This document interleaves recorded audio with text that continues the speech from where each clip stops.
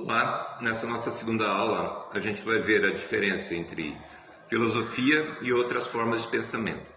A gente tem dentro do sistema de pensamento humano várias metodologias, várias formas teóricas de pensar e formas práticas de pensamento, mas vamos destacar aqui 5 formas de pensamento que contrastam com a filosofia. São essas formas, então. Nós temos a forma de pensamento do senso comum, nós temos a forma do pensamento mítico ou mitológico, depois nós temos o pensamento religioso, seguindo nós temos o pensamento artístico e, por fim, o pensamento científico. Cada uma dessas formas de pensamento tem a sua própria lógica interna, seus próprios sistemas de crenças, seus próprios paradigmas, como a gente diz, né, seus próprios fundamentos.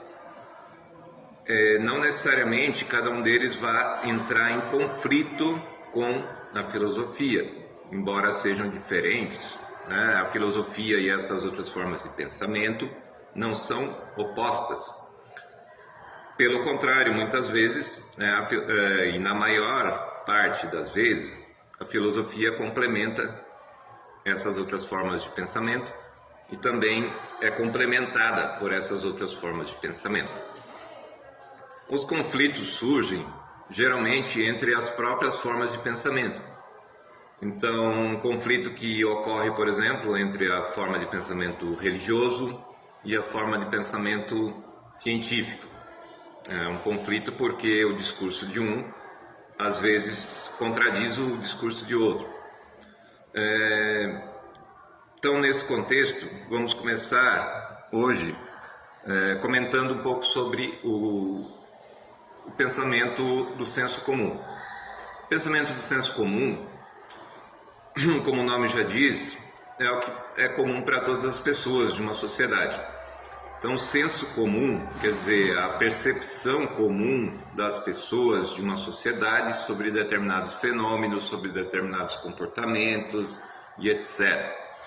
Então, a percepção comum de uma sociedade, ela é transmitida, né, de geração a geração, através da educação que se tem fora da escola, geralmente. A escola, de modo geral, ela opera no nível do pensamento artístico, do pensamento científico, de modo geral. Enquanto que fora da escola nós vivemos a maior parte do tempo, né, sob a influência do senso comum. Então, o que seria o senso comum? São aqueles saberes do dia a dia, são saberes que nós possuímos na experiência própria de cada dia, que aprendemos com histórias, com lendas, com mitos, que aprendemos também através da observação simples, mas que não chega a se tornar uma observação científica. Então eu posso, por exemplo, associar que eu comi determinada coisa e depois eu tive determinada reação no meu corpo, depois de uma semana, por exemplo. E eu posso associar que o que causou a minha doença foi aquele alimento lá de uma semana atrás. Mas cientificamente isso não tem valor, embora na minha percepção, no meu senso, isso faça sentido. Outro exemplo clássico de senso comum é a observação simples, né, que nós fazemos das coisas. Se eu observar o sol, de manhã ele vai estar de um lado do céu, ao meio-dia ele vai estar acima de mim e à tarde ele vai estar do outro lado do céu. Ok, qual a conclusão lógica que eu posso fazer? É que o sol está se movendo no céu, é algo para mim que é algo evidente, que não tem questionamento, porque é observável, né, e comprovável pela experiência prática imediata.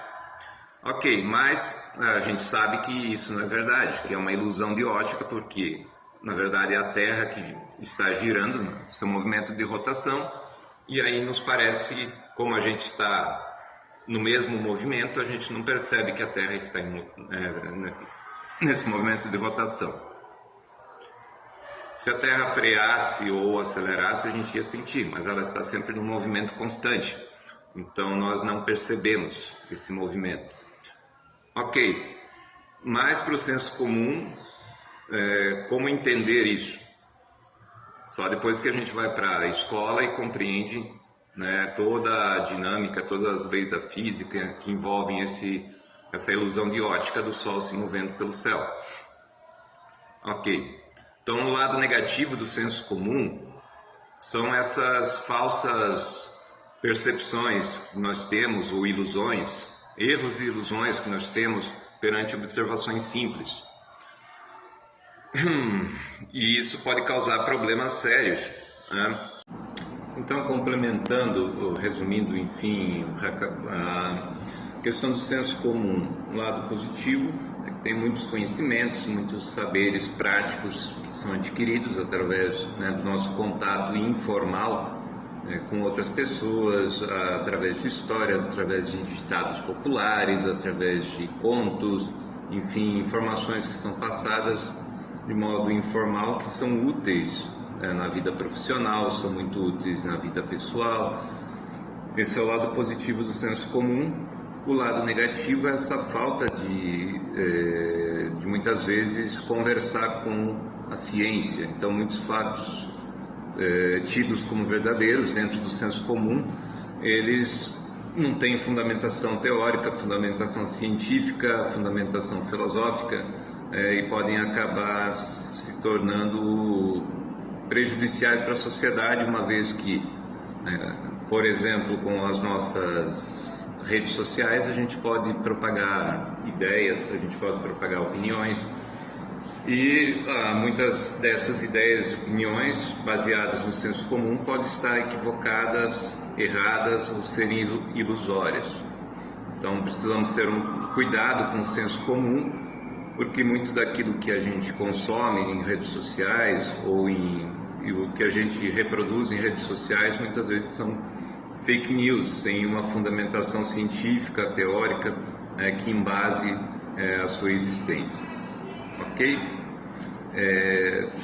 Eu vou deixar uma atividade aqui para vocês, não esqueçam de postar, e também preparando para a próxima aula, informe-se, pesquise um pouco sobre o pensamento mitológico, certo? Abraço e até a próxima.